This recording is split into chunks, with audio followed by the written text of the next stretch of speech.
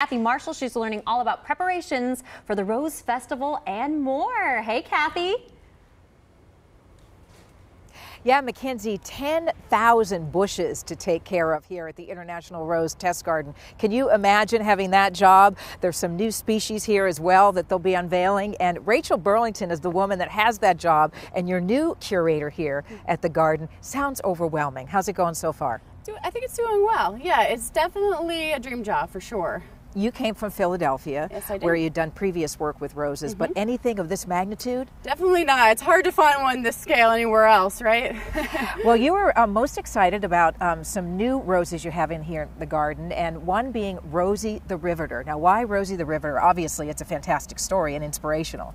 Yeah, and it's really just a beautiful rose. It's actually a brand new introduction from Weeks Roses, so it's brand new to the garden, but it just has all this really cool ruffling to it. It's a pink-orange blend, kind of multi-dimensional shape to it. So. Like Rosie herself. Yeah, exactly. Okay, now we're a little disappointed that we're not seeing some fabulous blooms here, so talk to us, Rachel, about peak times to take our out-of-town guests to the Rose Garden. You know, it usually gets started right about May, and then into June, and right around Rose Festival time, it's just going to be a crescendo of color, so I recommend coming around then. Ideal conditions for growing roses and why Portland is such a hotbed for them.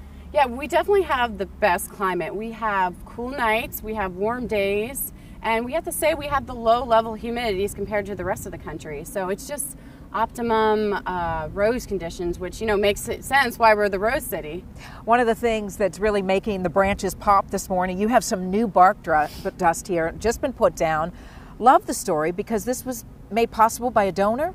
Yeah, absolutely. So we, this garden is what it is because of many people, and we just were lucky enough that someone wanted to make it better. So yeah, somebody, the maintenance guy who came by said $20,000 donation came in, so they put down the bark dust. It'll help keep the weeds out. What about volunteers? I know you have a huge army of people that come up here and help out. Oh yes, I mean, it's just so humbling to see just the amount of people that want to make this garden amazing. I couldn't do them without them.